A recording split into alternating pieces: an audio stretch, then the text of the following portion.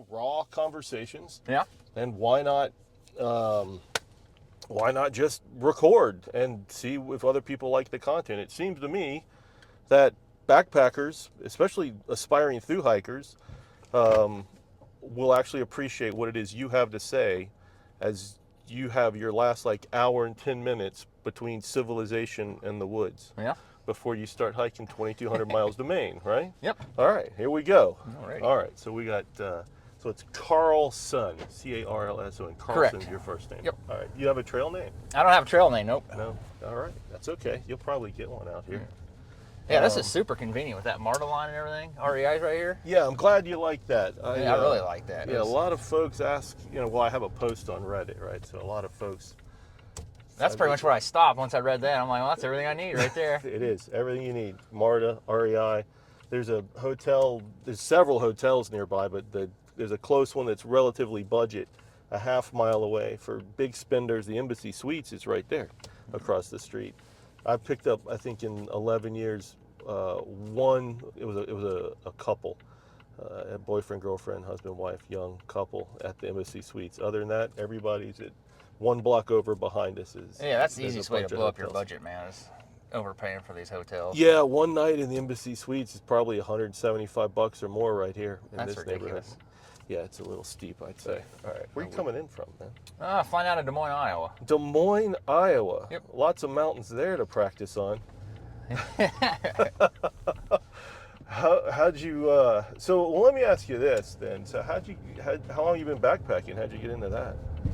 Actual through hiking, I started that in 2023, but like my outdoor activities started when I was a kid, and then mainly I joined the Marine Corps in 2008. So I spent a lot of time out there in the infantry. Okay, well you've been humping a lot of gear in the Marine Corps for sure. All right, so have you done a through hike or a long distance hike already? I've done 5. So I did the Holy shit, Pacific, 5? Yeah, Pacific Crest Trail and the Arizona Trail in 23. Okay, both of those in the same year. Yep. Oh, we got a badass with us today. I didn't realize. And then I took 24 off, and then last year I did 6,000 miles. I did the Florida Trail, the Continental Divide, and I just got back from New Zealand on the Te Araroa. So all right. quite the experience. Well, see, and you weren't sure you wanted to be part of this video, part of the Shuttle Tales vlog. You have so much you have more backpacking experience than anybody I've shuttled in 11 years. And I've said that to people maybe 2 or 3 times this year already. I don't know what it is. This year, I'm getting tons of people with multiple long trails, but you got them all beat. Yeah. Nobody's had more than 2 long trails like that. Nobody. That's fantastic. I'm going to take the long way and make you talk longer. All right. That's insane, man. Well, way to go. Holy cow. So but you haven't done the AT yet? No, this will be my first time doing the AT. Just doing this to get my Triple Crown out of the way. Yeah, so what was the first long trail you did? First long one was the Pacific Crest Trail. The PCT. Yep. Okay. Why'd you save the AT for last? Any particular reason? Yeah, it's just not a lot of views on there, and just timing and everything worked out well this way. Yeah, I guess different kind of views. Yeah. Yeah, all right. All right, so the PCT was the first long trail, and the CDT, and the TE, and the AZT. Did I miss one? Yeah, the Florida Trail. Oh, the Florida Trail. Yeah. Oh, man, the Florida Trail looks awesome, but it also looks like you're walking through knee-deep water a lot. Not too much. There's some in the very beginning in Big Cypress, and then I think it's Bradwell Bay up north. Oh, the bay. Right. Yeah, I've seen that. It's a lot of road walking, too. I think there's like almost 400 miles, maybe a little more of road walking. So out of all of the long trails that you've hiked already, if you were going to go repeat one of those, which one would you repeat first? Like, where do you rank them? Oh, it'd be the Continental Divide for me. CDT first. Yeah, my body held up great. I didn't have any problems with my feet or legs, and then the weather was perfect pretty much the entire way. I got to the San Juans in the beginning of May, so there was too much snow there, but then I just skipped up to Wyoming and did 200 miles and then came back, and it worked out pretty good. Okay, yeah. But so did you pretty much stay on the line for that one? Yep. Except for New Mexico, I did the Gila River instead of the... Okay, so you did about 2,800 miles or so altogether. Yeah, it was 2,900. 2,900. Yep. Wow, You know, like I love backpacking, but like all my backpacking experience is AT. Yeah. Pretty much. I mean, I'm right here in Georgia. I'm an hour and a half from where the like the trail road crossings, hour and 10 minutes to Amicalola, and so it's just easier than traveling and going somewhere else. I get the sections in North Carolina and Tennessee because they're not that far. You know, Yeah. a couple hours of driving. I think the most I drove. It's about 5 hours for me to drive to Damascus, Virginia, which takes roughly, it depends on how fast you hike, but 30 to 45 days of hiking. Yeah. I'll drive there in 5 hours, and I did a hike out of Damascus and headed north. But otherwise, I see all these trails online, and I'm like, I've got to figure out a way to do it. Life gets in the way. How are you able to? How old are you, man? If you don't mind. I just turned 40 last year. Okay. So on Christmas Eve last year. Yep. Well, happy birthday, belated. So 40 is an interesting age to still be backpacking. That's in that kind of no man's land. Usually people are younger or older. Yep. You don't see a lot of mid-career kind of guys. Yeah, I think not having any wife or kids helps out with that. And then I've been able to work for pretty much the last 20 years, saved up some money, figured might as well enjoy it now. Most of your work was military? I was in the military, and then I did Financial Analyst for a nonprofit hospital down in Tucson. So how do you go from being a Marine say it for me, man. The infantry and the Marine? Infantryman. There we go. So how do you go from being a Marine to financial analyst? I used the GI Bill, which is a great benefit of that. All right.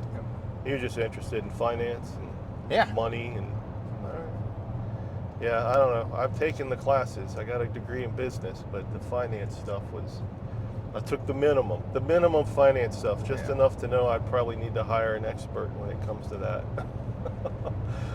Wow. All right, so my guess is your gear's pretty dialed in here for this trip. Yep. What are you carrying for the big three?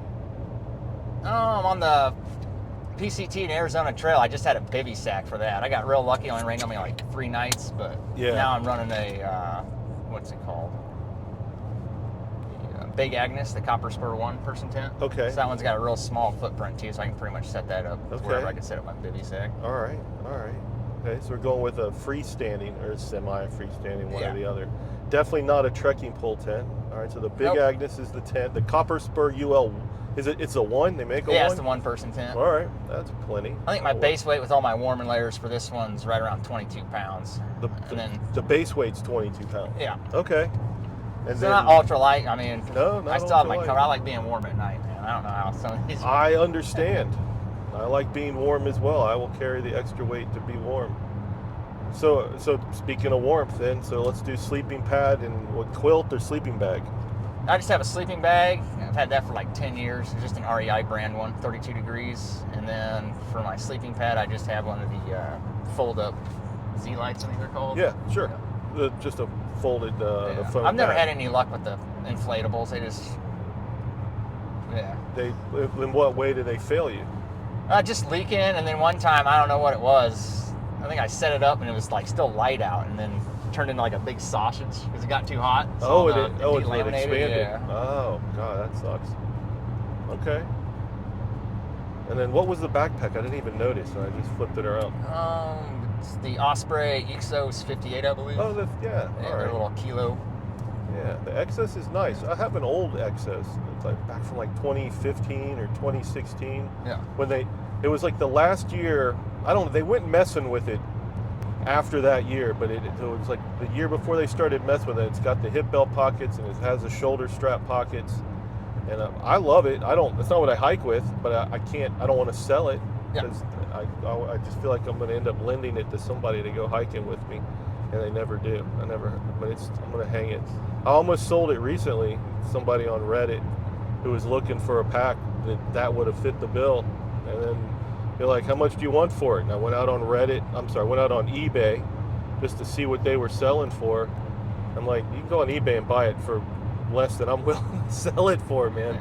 It means, if I can't find another one, I don't want to have to go buy another one like that, so I'll just keep it.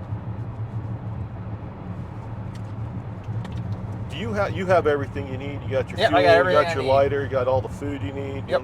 I probably do need a lighter. That's one thing I don't have. Well, remind me if I don't remember. We'll stop at a gas station or something. Perfect. Yeah, I know.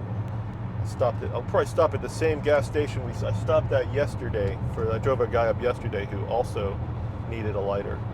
I asked him. It's the last civilization we go through. We go through this little downtown area. This town called Dawsonville. Okay. And there's like a food line and 2 gas stations. And I'm like, you got everything? You got a lighter? Like right as I was about to pass the gas station, he goes, no, I need a lighter. There we go. So, all right, we'll get you a lighter. I didn't look and see what time we started our drive. I would probably get there about 1 o'clock altogether. Yeah, I'm not in a big hurry. There's plenty of camping along that trail, isn't there? Yeah. You'll probably be able to make it. What kind of pace do you think you'll hike at? Like how many? It's like 8.8 to the summit, 9 to the shelter. I usually do 3 miles an hour, but depending on the elevation and all that, it usually averages out to about 2.5. Yeah, that sounds about right. That's the same for me. So you're looking at 4 to 5 hours. Yep. So if we get there at 1, you're hiking by 2 at the latest. Sun's going to go down around 6:30, something like that.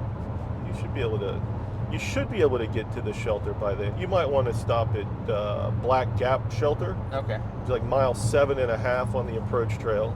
Then wake up and go see the sunrise at Springer. Something like that, or at least see the Springer summit in the, I guess when the sun's up. It's probably a different kind of thing starting there, or seeing the summit with the sun down, or barely being able to see. Depends what kind of view you want. How was the weather when you did your thru hike? I had great weather. Awesome. So for clarity, I only did 600 miles. I didn't finish it. I got to Damascus. Yeah, it was good. I was 27 years old. It was in the year 2000, and I hiked from here to Damascus, Virginia, and then my pack was too heavy, and the mental game got to me. And I just decided being on trail wasn't the most important thing to me anymore. And so I bought a motorcycle. I drove up to the northern end of the Shenandoah National Park and thumbed a ride down to the southern end. Awesome. Yeah, man, it was cool. Hiked back to my motorcycle and then drove out to LA. But weather-wise, I don't remember seeing a lot of rain. Drizzle here and there. I don't remember having to spend a day where you're just walking in the rain all day long. We had some rain. But we got real lucky. I got a late start too. I started April 30th. I wanted to start earlier, but my friend who was going to start the trail with me, who got me into backpacking, just kept delaying and delaying. Like every day was a delay for some reason. We were supposed to start April 1st. And then finally, it was April 29th. And I'm like, I'm leaving tomorrow, bro. He's like, I might need another couple weeks. I'm like, I'm gone. I'm Season's gone. over. Yeah, I am gone. And part of that, I think, got to me as well, because I just felt kind of rushed while I was out there, despite however the math works out. At that point, you got to average like 15, or maybe it was 16, whatever it was, 15, 17 miles a day to get to Katahdin before October 15th. And that was a poisonous thought in my brain. That my pack was, coming out of town was always 45 to 50 pounds. Ridiculous. I was 6 feet tall, 165 at the time. So that's about when the first smartphone came out. So what were you using for navigation? Were you just using the guidebook? Yeah. There was a book called this guy out of Hot Springs. His trail name was Wingfoot.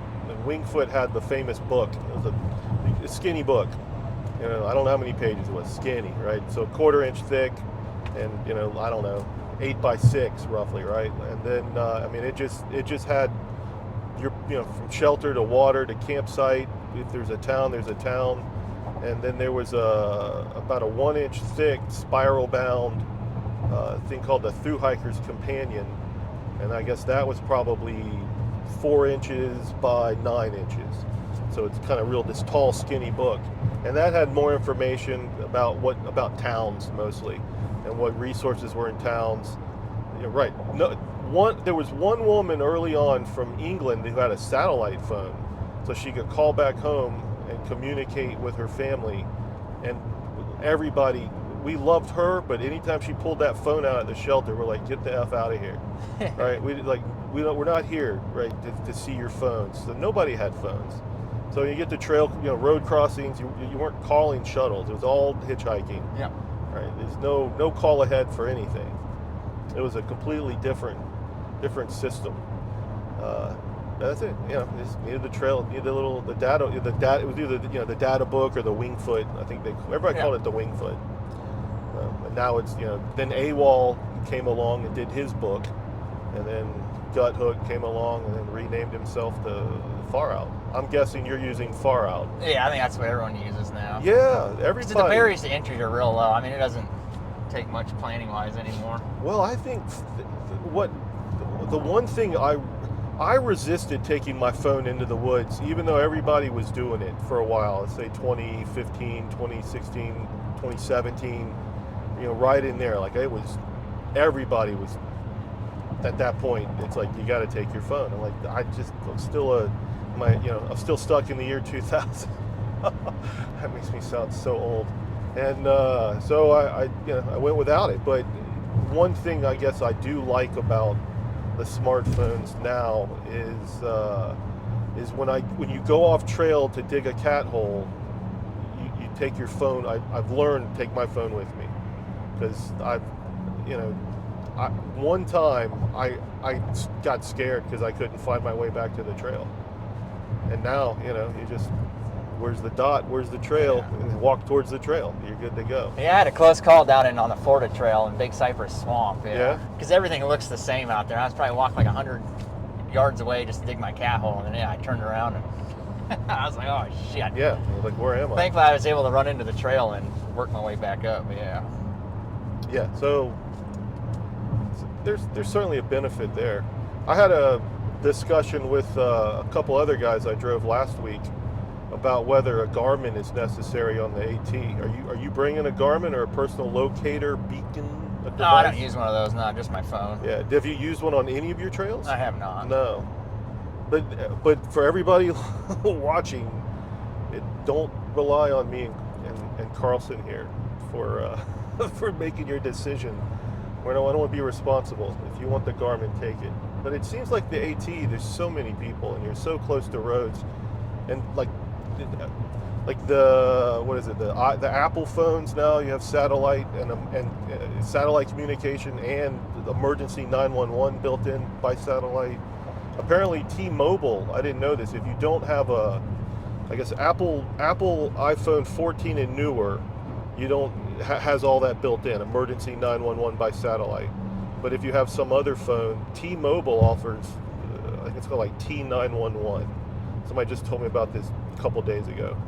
It's like a free service. You can go sign up on T-Mobile's website and you get free 911 satellite service if you need it. So that helps. So I'm not sure why the Garmin's that necessary anymore. I think that's another thing. It just reduces the barriers to entry, makes people a lot more comfortable out there and take more risk. Yeah, for sure. For sure. Yeah, because I've seen some people on trail. It's just like question, like, what are you doing out here? Like, yeah, I picked up a couple the other day. They were really nice to talk to, right? Good souls, good people, but greatly underprepared. We had a really cold day. I guess it was earlier this week because it all blurs together for me this time of year because I'm driving so many people. But it was earlier this week. It was Monday, Tuesday. But so they had this couple. It was a mom and her son from Florida, and when I dropped this hiker off at the Springer parking lot, and the mom and son were just kind of laying on the Appalachian Trail where it goes through the edge of the gravel parking lot at Springer. You'll see it tomorrow, unless you just go crazy fast today. Who knows? And they, I was dropping him off, and I hear this, "Are you a shuttle driver?"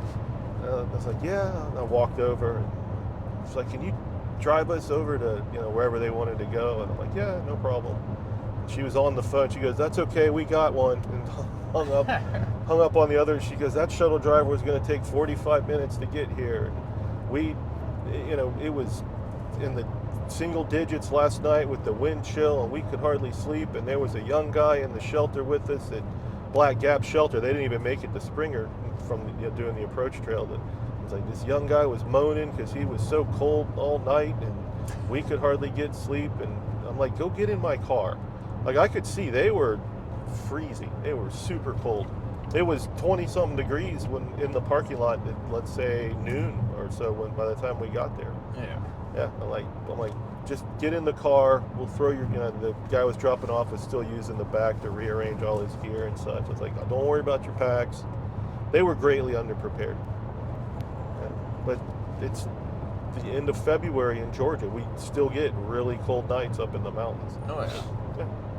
So, it snowed here a few weeks ago, didn't it? Or like last week? Yeah, so like middle of February, one weekend we had an ice storm, and the following weekend we had snow, which is, I don't know the last time that's happened here in the metro area, which means the mountains were a lot colder.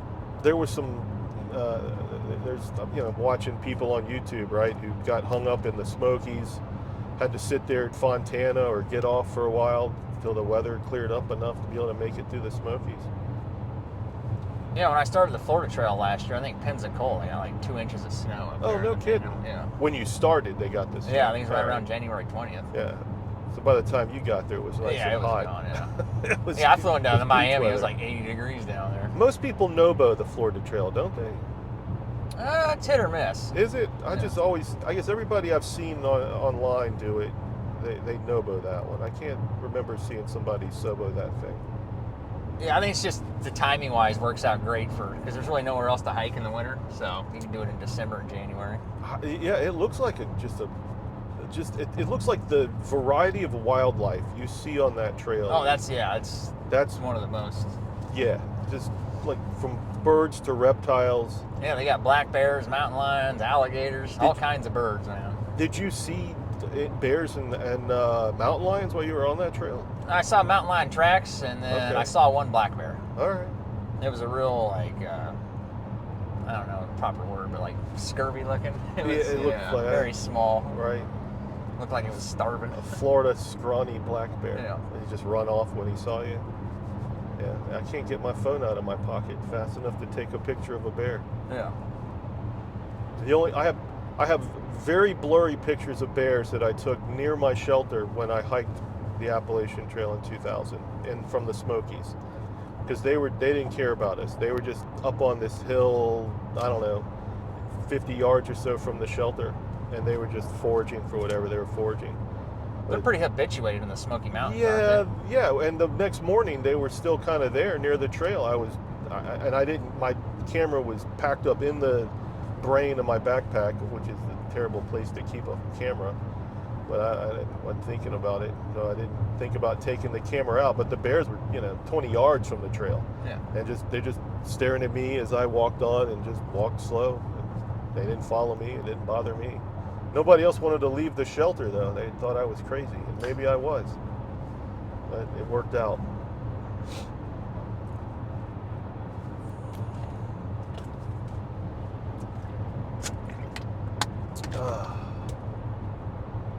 What are you looking forward to the most on this trail, man? You've done a little research about it, probably. You know something that's out here. Not much, honestly. I made it up to like an adventure. Yeah, I really don't do much research on these trails. Yeah, it's interesting. This other guy that I dropped off Monday or Tuesday, who's attempting this Triple Crown, said the same thing. He's like, I don't know much about this trail. He's like, I kind of know, just different terrain. Different than what I'm used to on the PCT and CDT, but I'm just, kind of going for it. I think he kind of knew about what was, like within the first 15 miles of Springer. Yeah. That's about it. He's like, I'll just figure it out as I go. When you have that kind of experience, there's a big difference between the folks that have done these kinds of things. Yeah, I just look forward for food resupply and then water. See how much I need to carry. Other than that, not a whole lot of that makes sense. Studying. So I tend to ask questions that are all over the place. So, I don't know, kind of the ADHD approach to asking questions, but I'm interested, legitimately. That's for sure. Not really. What? So you were infantryman in the Marines. Yep. How long were you in the service? 08 to 14, so 6 years. 08 to 14. All right. You deployed? Yep, I did 3 Marine Expeditionary Units. That's where you just hop on a Navy ship. Okay. And then you just float around an area of operation, which is mainly in Southeast Asia, and then over in the Middle East area. The Middle East seems to be a hot spot most of the time for like the past 3,000 years. Yeah, it was a great experience. I never got shot at or had to step over an IED, and I went to about 16 different countries. And that's great. Did you always know you were going to enlist growing up? No, 08 come. I was framing houses in 08, and then that's why I was like, I need something stable, and wanted to get out of Iowa, and I'm glad I did, because I don't think I ever would have got out if I didn't join the Marine Corps. Oh. Well, they say it's a rewarding thing. Why'd you decide to leave? Just some sense of adventure. I was just tired of Iowa, seeing the same thing every day, and I mean, leave the Marine Corps. Oh, it was just, it's the cutting score system. So I was chasing to pick up, because you have to pick up staff sergeant within 10 years. And it took me almost 5.5 to pick up sergeant, because I came in 08. That was the big push. So they were trying to get from like 185,000 to like 215. And I think they overshot that. They had like 225,000 in there. So they're trying to force people out with the cutting scores, and then it depends on MOS. And I was just sitting there at 6 years. I'm like, man, should I just get out or do another 4 just to be forced out? So I decided to do that, and then use my GI Bill. I'm really glad I did. GI Bill. Yep, I did the first 2 years at a community college, and then I used FAFSA for that, and so I was able to get my master's degree with the last 4 years. So awesome. It really worked out. All right, so you got some money socked away, so you can go backpacking. Yeah. All over, do all the long trails. What long trails are left after this one? So this one, I'll be heading over to the Glacier National Park again. I want to do the Pacific Northwest Trail. Okay. And then I'll do the southern half of they call it the Great Western Loop. So I'll go from Albuquerque to Phoenix, and then from Phoenix, I'm going to head over to San Diego, the southern terminus. I just heard about the Pacific Northwest Trail 2 days ago. I hadn't heard about that one. I was watching another guy's YouTube channel. His name is Extra, and it's Extra Ultralight is his YouTube channel. He's got what I think is a really cool series where he's apparently he's been ultralight backpacking for 20-something years, and he's met a bunch of other ultralighters out there, and he calls the series the Ultralight Pack Shakedown. And he just finds his friends and interviews them, and it's roughly an hour and a half or so interview chatting about why they get into ultralight, how they get into ultralight, their kind of philosophy on backpacking, and then he kind of goes through their lighter pack and kind of chats about their gear. Very interesting stuff. But this woman he had on the other day, Alex Zohorian, it was her name, and she talked about doing the Pacific Northwest Trail, and I'm like, what is that? And that seems like a very difficult trail, man. A lot of bushwhacking going from Glacier westbound all the way to somewhere in Washington, right? Yep. All the way to the coast? I think it's one of the sounds over there. It's the furthest western point in the southern 48. Oh, is that really? I believe so. Yeah. Oh, that's pretty cool. All right, I missed that part. Yeah, she was talking about lots of, it's such a new trail, so there's no set route, right? Like the AT, there's one. That's it. Yeah. You know, there's one trail. It's not like you have alternates, although kind of this year because of some stuff they're doing around like Iron Mountain in Virginia. You'll figure that out. No big deal. There's the ridge line up there, by the way. You can see it in the horizon. Yeah, that'll be your home. Our little hills, our little mountains or big hills, whatever you want to call them, compared to what you've been doing there in the PCT and CDT. So I hear the Pacific Northwest Trail is like lots of bushwhacking, and resupplies aren't exactly as established, and people along the way don't quite understand that there's people through hiking it, and it's a very rugged and individualist experience compared to the AT, which is very social for the first month or so until people start thinning out. Do you have any idea how long you're about when you want to finish? How many days or anything like that? It'll probably take me right around 100 days, because I usually average between 25 and 30 a day. 28's my sweet spot. Depending on how steep it is and everything, it'll probably drop down around 22 average. I mean, it's possible. I'm sure that it sounds like you're probably in that kind of shape. The guy dropped off the other day. That was his goal. Yeah. To get his Triple Crown. He was going to do it in 100 days. But yeah, with all the recent snowpack too, I'm not in a real big hurry, so. Yeah, I'm not a big fan of sleeping on top not of like snow. it's not like snowpack going through the Sierra or Yeah. or what any of the other higher elevation stuff I see on YouTube. It's maybe the Smokies, right, is where you'll see like the worst snow. I would think, at least in early on, and you'll be done. You'll finish the trail at that pace before anything happens in like New England or the last 3 states up there. You can always, be the first person to a shelter. Good luck. I think Are these enclosed shelters over here? They're 3-sided. Okay. Yeah, mostly. So some of them are, they vary, right? Design varies, but in general it's 3-sided, open front shelters. Sometimes there's a partial wall in the front with a no door, but a doorway. Yeah. And sometimes, like in the Smokies, they'll or other particularly windy spots where the prevailing wind is blowing right into the shelter. The trail clubs will hang real sturdy, like tarps, Okay. to help block the wind. But mostly just open 3-sided shelter with an overhang. Sometimes there's a larger overhang than others. They'll have a picnic table underneath, some wooden benches built in. There's a variety. Even in Georgia, there's a variety of shelters like that. Some of them are you'll be able to tell like that's an older shelter, like that's a newer shelter. Yeah, the huts are real big down in New Zealand. That's right. But yeah, because the weather's so terrible down there. I mean, what is the weather like on the Te? I believe it's like a subtropical rainforest. It rains a lot down there. Okay.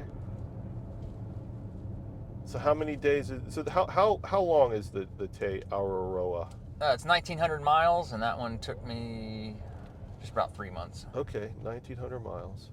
All right. When did you finish that? Christmas Day. Okay. It's on my birthday.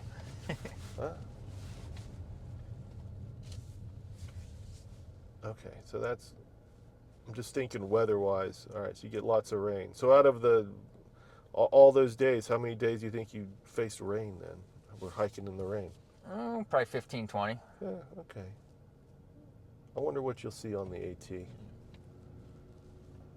It's just, I think the AT's hit or miss. I've had my entire backpacking career. I've had fairly good luck. I'm gonna get like drenched. I have too. This yeah. year. I shouldn't talk about it. Yeah. I'm gonna jinx it bad. I'm gonna get rained on every day if I don't shut up about it. But I've had really good backpacking luck my entire backpacking career. Yeah, same here. I've Missing gotten the very rain. fortunate with the weather, Yeah. especially the fire closures too on the PCT and Continental Divide. I got real lucky with those. Yeah, sometimes the trail just provides. That's for sure. It gives you what you need, or whatever it thinks you need. Yesterday was a ridiculous rainy day. I dropped this guy off at Amicalola yesterday. He was planning to stay at the lodge at Amicalola instead of hiking, which was the smart decision anyway. I mean, it was just, I didn't want to get out of the car. Let's just wait a second. It's gonna slow down, and then I'll walk over to base camp with you. So does the Trail Association have a base camp set up there then? Yeah. Okay. So the Appalachian Trail Conference and then the Georgia Appalachian Trail Club, I guess maybe in conjunction with whoever the park rangers are at Amicalola, they've got this base camp thing, and to get your hang tag, it's all voluntary, but if you want that hang tag that says you're a 2026 Appalachian Trail thru-hiker, you gotta sit through the Start Smart presentation, which is about a 10 to 15 minute video that's going to talk about bear hangs, using the bathroom, and I think I watched it yesterday. It's like 3 main topics. The other one might be fires, dealing with fires. I could be wrong. But they go over that, and then they talk about then there's like a human that talks to you and says, okay, what are you doing for food storage? And then how many people use in a bear canister? And nobody raises their hand. And then they're like, that's okay, but then they talk about, well, you got to make sure you PCT hang, and you a lot of this will be stuff you probably know. Yeah. I guess it doesn't. I sat through it yesterday because I didn't want to go back out in the rain, and the guy I was with still had his gear in my car, and I'm like, I'll just sit through it with you, man. So it doesn't hurt to keep the axe sharp, so they say. And then if there's any kind of if there's any issues with like water condition, like for something, bad water source, or if there's reports of a bear that's been bugging a shelter, they'll tell you about that. Yesterday, everything seems to be in the clear right now. They'll tell you, you can hear it from me now, right? But then you'll hear from them. But I mean, they'll tell you, like, all of our shelters in Georgia, the shelters in Georgia have bear cables and bear boxes and privies and water sources, which it's a luxury. When you get into North Carolina and things change, not all the shelters have bear cables and bear boxes. They'll have a privy pretty much, and water. I remember some of the shelters in the Smokies, if I recall, and this was again in the year 2000, no privies. So it sucked because I don't know if you're familiar with, what do they call them, like little toilet paper farms? Yeah, that's just too many people coming through. It's there too not to many have, people. Yeah, it's too many people to not have the privies, and maybe they've added them since then. I've never looked into it, but you'd go down and you just trying to find a spot, and you find a spot that looks good, and you dig, and it's like, God dang it, Yeah, it's because gross. somebody already used it. It's really gross. That was one of the worst parts about going through the Smokies. Everything else was fine. I'd say one of the worst was probably the worst. That's the thing that stood out. Otherwise, I think the Smokies are just fantastic, just enchanting. There's a reason they made that a national park. It's beautiful. The terrain changes. It's the most visited national park too, isn't it? I think it It is. was up there, yeah. I think the Smokies might be the most visited national park in the States. It was. I think that was the trivia in 26 years ago. I don't see why it would have changed. Part of it, though, is I think because Gatlinburg. Well, I think it's the population map too. There's just so many people around here. Yeah, the population map is right. Lots of people around, and then Gatlinburg is a tourist town that draws a ton of people in there that aren't necessarily, backpackers, but you don't have to pay to enter the Smoky Mountain National Park to drive through it. It's one of the few, because the road that goes through it's US 441. Oh, okay. So And so they might be using that to. yeah, you can't. Yeah, it's like a major thoroughfare, Okay. and so there's no other way to. That is the way to navigate through that part of the world, and so it's easy to drive through there for free. And then there's Newfound Gap, is at the top of the road there, and there's tons of parking, and bus parking, tourist parking, lots of stuff going on there. There's actual running water bathrooms and climate controlled, and so that probably helps increase that number. It's not like trying to, because otherwise, like I've been to Yellowstone, like that's gorgeous.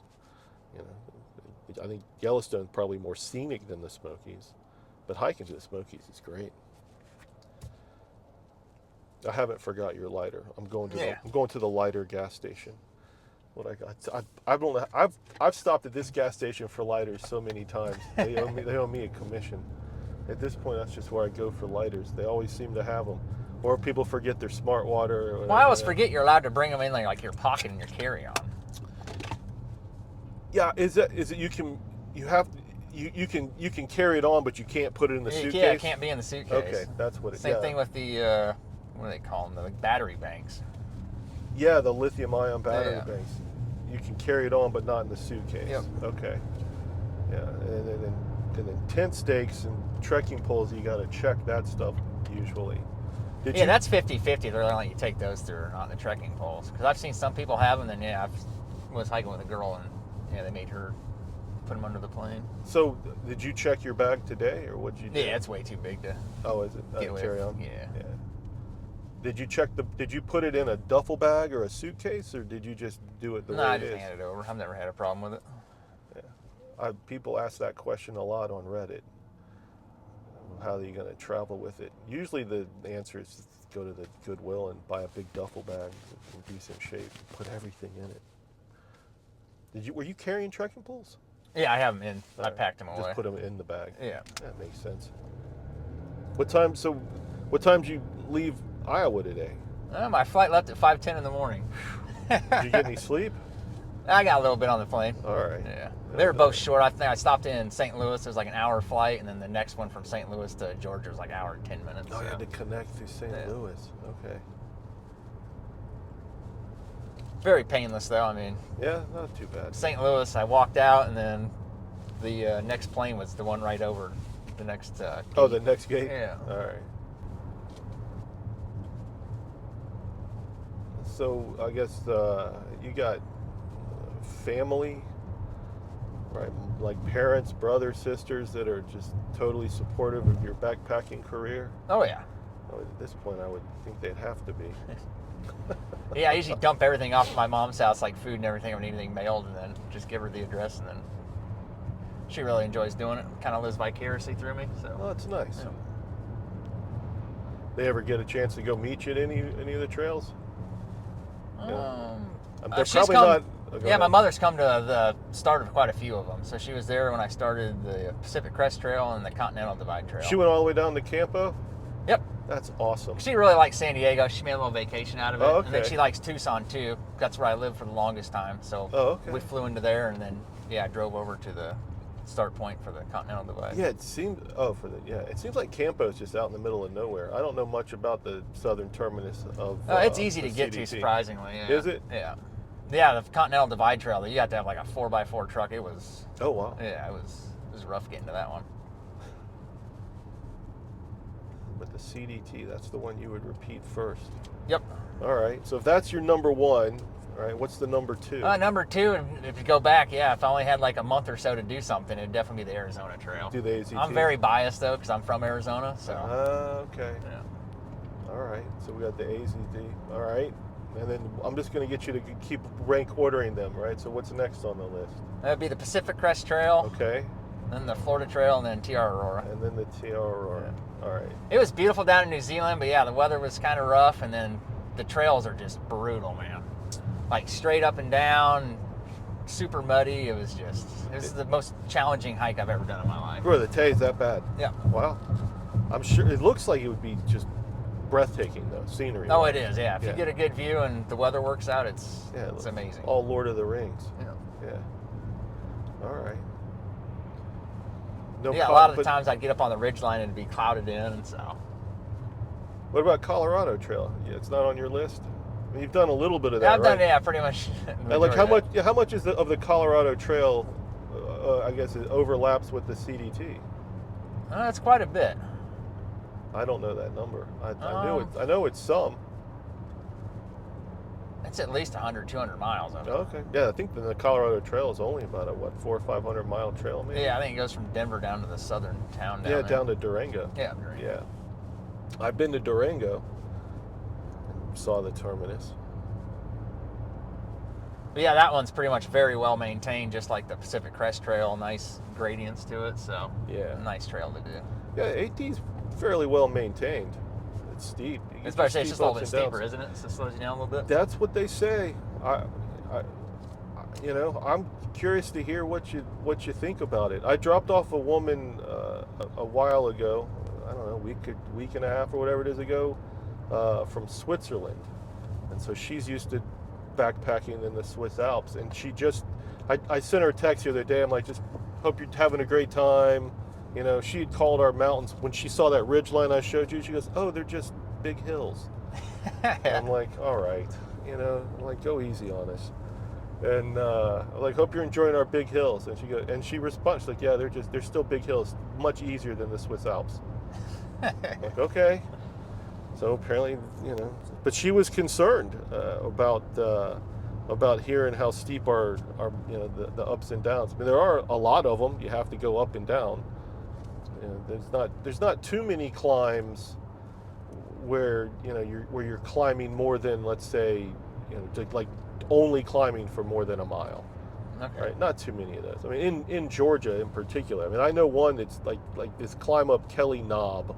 And a knob is it's just a rounded mountain. Yeah. Right? It's not pointed and rugged at the top. And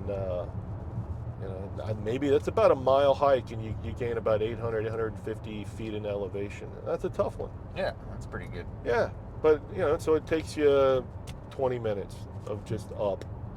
But most of the time, your ups and downs are you get a lot of them, but you're not stuck doing it for a long time.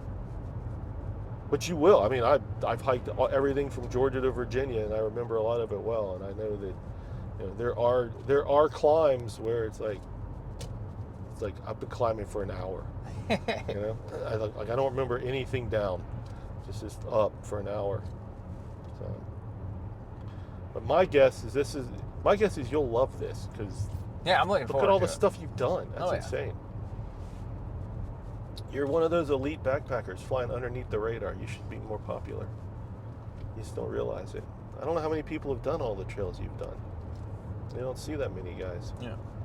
I wonder how many other backpackers are out there, though, that have racked up those kinds of trails and it's like aren't into just promoting that they've done it. Because I see it mostly on YouTube. That's how I find out who people are. But it's people that are like, I want to put up a channel and I want to talk about backpacking. And people. Yeah, I just think that detract way too much of my enjoyment of it, because it turns into a job for them. They're constantly making content. They got to edit that, and then they get to town, hogging up all the internet.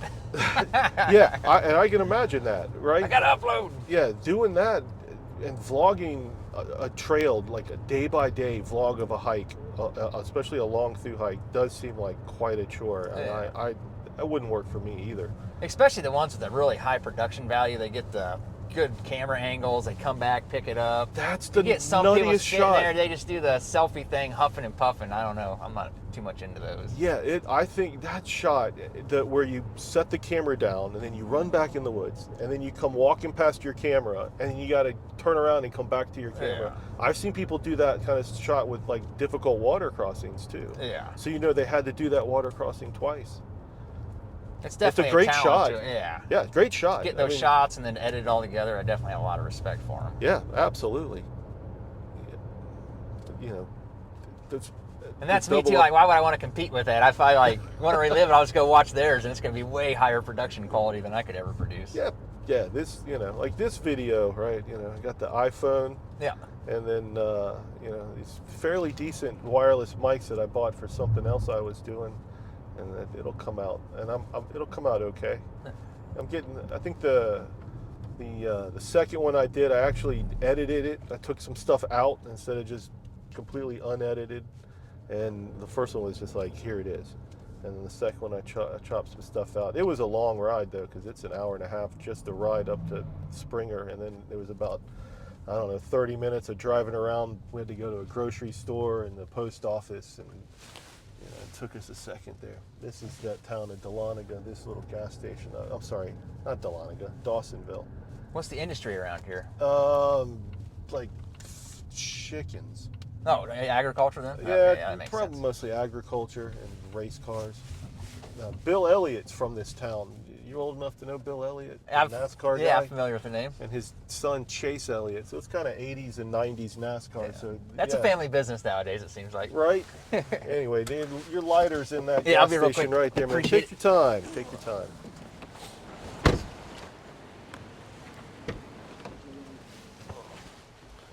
All right. On the road again. Yeah, they gave So when'd you get into doing the shuttles? in 2015. Oh, you've been doing this a while then. Yeah, Awesome. yeah. I Truly appreciate it. Yeah, it occurred to me, I was still working full time, but I just wanted to be part of the backpacking community more. Yep. And I'm thinking, well, on the weekends, I could start shuttling people up. And so I just put a post on Reddit. I was like, if anybody needs a ride, let me know. And I just kind of got busy enough on the weekends, and then when I wasn't working full time anymore, I just started adding days in the week, and I put a post on Reddit, and then I realized I was getting a lot of people coming in from out of town, so I came up with the post on kind of the logistics. So like, look, here's how you fly into Atlanta. Very And, helpful, yeah. Thank you. Yeah, right. That post on Reddit, that seems to really help a lot of people out. It just says, yeah, come into Atlanta and take the MARTA, and you can go to this station, and there's the REI, and then if you need to stay a night at a hotel over there and resupply, especially folks coming in from other countries. Oh yeah. They almost always spend the night at a hotel just because it just times out that way. By the time they get into town, they need a hotel for the night, and they want to go buy food or whatever it is. They walk around that area near the hotel. It's very walkable. Give me a call. The woman from Switzerland, I say woman, I think she might still be 19, something like that. But like I asked her, I go, how'd you find me? And I only post on Reddit. I'm not listed on any of the other shuttle lists, not in any of the apps, not at the ATC, not the Georgia Appalachian Trail Club. I did Georgia Appalachian Trail Club 1 year. No big deal. Anyway, and she goes, my dad saw you on Reddit. I'm like, your dad? I was like, awesome. Tell him I said thanks. So I thought that was a pretty good testimonial of my trustworthiness, and it came across that way. So that's good. I seem to be able to get people to the trail, no problem. I got pretty good luck with weather. Usually, so I'm going to say like 29 out of 30 days, there's like no rain when I shuttle people up there. Perfect. Yesterday it was pouring down rain, but the guy didn't start yesterday. He's starting today in this weather, where it's partly cloudy. Great day. It's great hiking weather here. He just camped at the campground there then? He actually spent the night at the lodge. Oh, okay. Yeah. So if you have the time, from the arch to the top of the stairs is a mile. Right, you got to climb up the falls, gain about 800 feet in elevation, 600 stairs. You hear about this at the Amicalola, the approach trail? I don't want to. Well, okay, fine. No more spoilers for you. Anyway, the lodge itself is pretty cool, and it's like a 1/10 of a mile trail east, right off to the right. Once you get to the top of the stairs, it sits up on this ledge overlooking. It's pretty cool. You go in, use the restroom, refill water. Do you have to hike to get to it, or you can drive? Oh, you can drive to get to the lodge. Okay. But the approach trail, right, starts at the arch behind the visitor center, and then you can take the stairs and then take a 0.1 blue blaze. Well, actually, I don't know if it's a blue blaze. I think it's just a side blaze, because the approach trail itself is a blue blaze all the way to Springer, where your first white blaze is actually on the ground next to a plaque that was placed there a long time ago. It says a footpath for those who seek fellowship with the wilderness. Awesome. Yeah, pretty cool. And you touch that white blaze, on the ground, and start with that one. Yeah. Anyway, but I usually tell people, unless you've got something going on where you've got to drink a ton of water, you're only 1 mile from where you start pretty much to the lodge. And the lodge, either A, you can buy a bottle of water, or B, use the bathroom or the water fountains or whatever to refill your water. There's a restaurant in there if you wanted awesome. Yeah, it's a freaking, it's like a hotel. I've talked to people and given them the same talk about, I only think you need a liter of water, 1 liter to hike the stairs, and they'll still leave with like 2 or 3 liters of water. I'm like, you won't touch it. You're not gonna. There's no need. You don't need it. 1 mile. So they'll learn. Ounces equal pounds, and pounds equal pain. That's right. You're carrying at least an extra liter of water is 2.2 pounds. Yep. That's just for no reason up those stairs. It's not necessary. It took me a good 10 years of backpacking before it just clicked one day. I'm like, every time I get to a water source, I have a liter of water I haven't touched. And I started hiking, with just 1 liter of water. If I leave a water source, that's it. That tends to work for me on the AT, especially in Georgia. There's lots of water that's not marked, and you're far out. Same with places to set up your tent.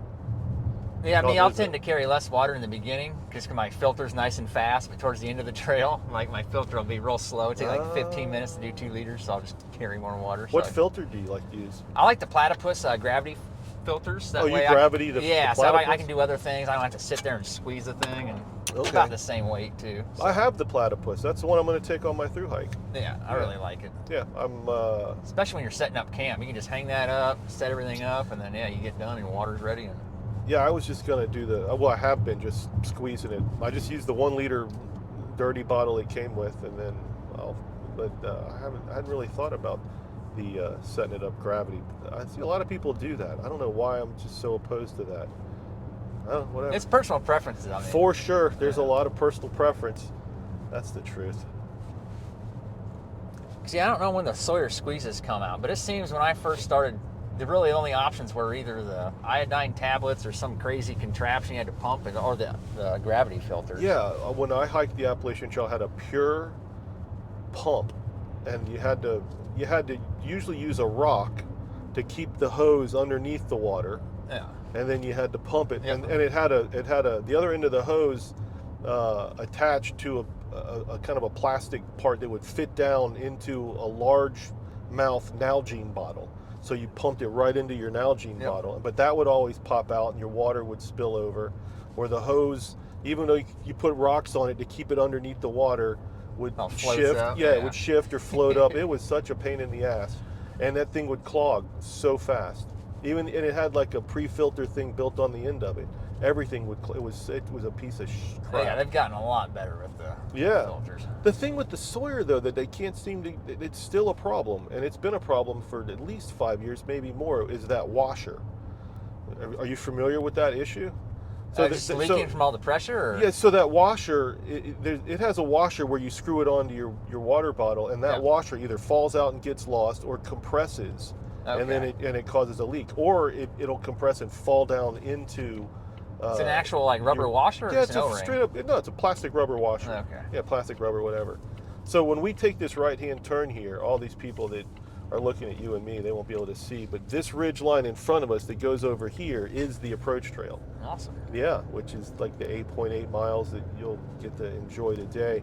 Amicalola is way down to our left, and if you whip out your phone and use your Peak Finder app, if you're into that kind of thing, like Springer's like one of these big humps over here. I did that once when I was driving by myself. I was like, I want to know which one it is. It's that. Yeah, I just found out about that when I was doing the this. Continental Divide. Yeah, I really like it. That app is great. I love that's that a app. great app. Yeah, it's fantastic because it's just fun to point it and you're like, oh, that's Blood Mountain. That's where I'm going, or that's where I was, or I was up there. And I like bird watching too, so I use Merlin quite a bit now. Merlin is with it listens to the bird's bird calls. It'll listen to the bird call and tell you what bird it is. Yep. And then it's not like perfect, but it'll get you close enough. But you can use a picture too, and then. Ah, cool. There's an app I use called Seek. That it's another free app. And if you take a picture of anything alive, it pretty much identifies it for you. Oh, kind of like iNaturalist then? I guess. I've never used iNaturalist. Yeah. But yeah, Seek is put out, I think, by National Geographic. And I think it identifies over 20,000, Yeah, that's awesome. Yeah. From mushrooms, right, fungus, to insects, to birds and I don't know other if I trust it animals. for the fungus. I think they got a lot of people eating poisonous mushrooms. Yeah, now I using would. those. Yeah, I wouldn't use it to identify whether you want to eat a mushroom out of the woods. It's like there's two that I can identify that I know are okay. Do you do any foraging yourself around here? I don't personally. Okay. But I know what a morel looks like. That's right. I know That's what I was going to ask you. I think there's some popping up down here. Yeah, already. the morels pop up down here, and then the chicken of the forest. No, those are really good. Well, yep, you'll see lots of that. So I think you guys got oyster mushrooms down here too, don't you? yeah, that's right. Oyster mushroom. Can you eat those? Oh yeah. I didn't know that. Well, there you go. So you'll be eating plenty of mushrooms. I can identify when they come up in the spring later on, ramps, right? So it's like wild onion with like biggish large leaf to it. And then wild asparagus, I can identify those. Both very good. So that's pretty good. Yeah, that's about it. I mean, I remember picking blueberries somewhere along the trail, like as I was walking by. So that was fun. There was a tree in Damascus that they've cut down since, but it was a huge cherry tree. We were just eating cherries right off the tree. That was fantastic. It was at this church called The Place, which was kind of it was a honor system hostel. I think it was like there was a box that was like suggested donation like $3 a night back in the year 2000. I think things have changed with that since then. I'm almost certain that thru-hikers abuse that privilege by now. Yeah, that's unfortunate. Yeah, and they cut down the cherry tree too. I guess it probably got old and died. When we get down here to the end of this road, let's say another couple miles or less, we're going to make a left-hand turn, and we're about 5 minutes at that point or so from Amicalola. When we get there, I'll do my standard lay of the land, the full shuttle service experience. I'll shut this point out like this. The visitor center is the arch. Here's the approach trail, and here's where you're headed. And then I'll take you back, and we'll go over to, I'll get you over to base camp. If you don't mind, I'll take your picture for you at the arch. You probably want something. Yeah, for sure. My mom would appreciate that. Yeah, man. That way you don't have to ask a stranger. That's always kind of weird. I don't like doing that at all. My wife loves to ask a stranger to take our pictures. See, I figured you doing all this shuttling, you'd get used to talking to strangers. Yeah. Become more natural to you. Well, you know, that's true. But I don't know, something about asking people to take our picture. I guess maybe I'm, Well, I guess you do have the common interest, too, of the shuttle. Yeah, that's, you know, I just, I don't know why. You know what, there's some things that I guess that just always just kind of awkward to me. One of them is asking strangers to take my picture. I don't like parking at busy places. Yeah, I can't stand parking. If anyone invites me anywhere, I have to be rude and ask what the parking situation is. Yeah, how's like. I'm going to have to pass. I'm There's glad no parking. somebody agrees with me on that. What's the parking like? Yeah. You know, do I have to pay? Is it valet, or can it just easy parking? I'm that way with like if I have to go to a doctor. Like if there's paid parking, I'm going to probably find either their alternate office where it's not paid, or I'm going to choose a different doctor. Yeah, you better validate my parking. Yeah. Doctors and lawyers should have free parking. Yeah, absolutely. I'm paying enough. Validate my parking. Somebody agrees with me. Good. I got one. Yeah, if I ever run for president of the United States, that's going to be on my platform. I'm going to make some changes around here. Yeah, we're almost there. How you feeling, man? Yeah, feeling good. Yeah, Looking forward to it. Good. Yeah, it's going to be awesome seeing the leaves start popping out here in a few weeks. And End of April, man. I bet it's gonna. Yeah, maybe they'll start popping out, but I think it might be closer to the end of April where your view through the woods is obscured by the leaves. Okay. Where for a long time, as you're hiking, you'll be able to just look out through the woods and see the ridge line next to you, the mountains next to you. It's really nice. When I drove the guy up there the other day, up to Springer, you have that kind of view from the Forest Service road. It was gorgeous. It's sometimes it's bittersweet, these shuttle rides for me, because I'm driving into my holy land, but I can't get to experience it. I can't get out to hike it like I want to year after year. And then now this year, I'm leaving for my thru-hike March 31st. Awesome. I probably won't catch you, but when I leave, you'll be in Virginia. Plan on doing the whole thing this year, or just a little section? No, I'm gonna do the whole thing. Awesome, man. Yeah, hope you enjoy. That's it. That's the plan. I gotta. One of my, they always say you gotta. What's your why? Why do you want to do it? And part of my reason is revenge. Revenge on my 27-year-old self for quitting the trail. That's one of those. I don't have a lot of regrets in life, but quitting the trail has just been one that stuck with me every year. I thought maybe I'd get over it and be able to live with that, but you can't. I can't get away from that. And so I got to go fix that. I got to make that one right. I got to get back literally on path, back on trail, and finish that one up. Yeah, when I first started hiking out on the PCT, I think my why was just to see if I was tough as I thought I was, or if I was full of shit. And then I went out there and did it and realized I'm actually pretty good at this. Yeah, I'm having that same kind of. I feel like I got my shit together now. I've done a lot of section hiking. Especially once you get your hiking legs under you. I mean, it's just that's take important. a little bit of pain and then just getting into the routine. Yeah, let's start off with that 8 to 10 mile a day stuff. That's what they're going to tell you here at the at base camp. Yeah, that's really good. That's whatever you want to do. They're going to say you do what you want to do, but we've heard and we've found, and scientists have studied and learned that an average of 8 to 10 miles a day for the first couple of weeks is what it takes for the average body to acclimate to hiking up and down mountains without hurting yourself. Yeah. It's So I think that's a lot of the injuries too, just overuse, isn't it? Yeah, the overuse, that compound, it's that compound injury, right? 14, 15 miles a day. I mean, you just finished the Te in December? Yep. All right, and what have you been doing between then and now to stay in shape? I've literally just been resting, and so I'm ready. All right. Been doing some day hikes, probably like 5 miles, nothing more than that. All No right. weight on my back. Yeah, so you'll figure it out. You'll know. Oh, yeah. We'll figure it out. This is it. Amicalola Falls. Some people like to get a picture of this sign. You down for that? Nah, I'm good on it. All right. No takers this year. I don't care. I'm indifferent to that one. We got an entrance fee here then? No, don't worry about it. Okay. I get a... You got a pass? No, I'm a... Watch this. Oh, okay. Usually I tell them I'm a shuttle driver and I'm just dropping you off and it works. Hey, just dropping off a thru-hiker. How you doing this year? Good. All right, good to see you. See you next time. All right. I think she may have remembered me. The old woman yesterday who I've seen every year for several years did not remember me. Oh, they got some frozen. I was about to say, yeah, there's some up here on that that's right. gully right there. Wow, that's I don't remember seeing it frozen yesterday. So it got cold enough yesterday for whatever was falling to turn into little frozen ice, whatever. So the visitor center's here on your right. The arch is behind the visitor center. Alrighty. All right. So you go through the arch and then you turn left immediately. Okay. And then the approach trail parallels this road that we're on. It's like right here at the base of this hill to your right. It just pops up where these people Yeah, are. it comes up where these people are. Yeah, we'll just go down. There's a little turnaround up here. Really drag this out for you. But the approach trail literally is this wooden bridge that they're on, or the wooden walkway. You see the little blue blaze on the end of it. Awesome. Right? Yeah. So you'll follow the blue blazes all the way to Springer Mountain. Okay. Yeah.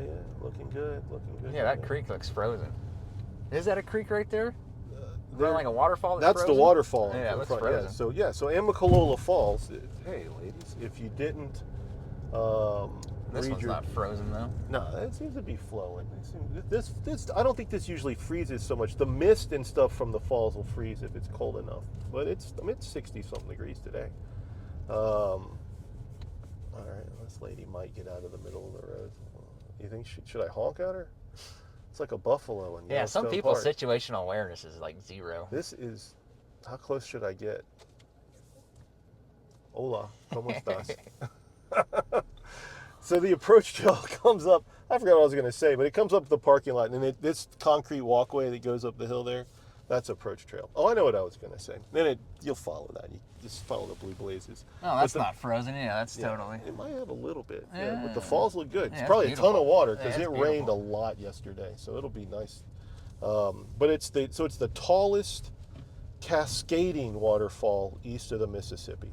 Awesome. Yeah, I don't know where they say it ends, or I know where it begins up at the top. I don't know how far down they call it the end, but you can gain about 800 feet in elevation, from the.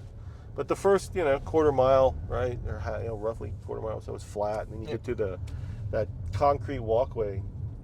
It's deceptively steep, only because you're going to be so excited, and you'll be just flying. And you're like, wait a minute, this is tough. And then you'll get to the stairs. And you're like, okay, good. I just take it easy on the stairs. And then we'll get you down here. I'll stop in the base camp with you and say hello to Monarch. She's done a bunch of trails. She did the AT a few years ago and then decided to get employed as a ridge runner. And now she's doing orientation Awesome. for the AT. Yeah, she's real nice.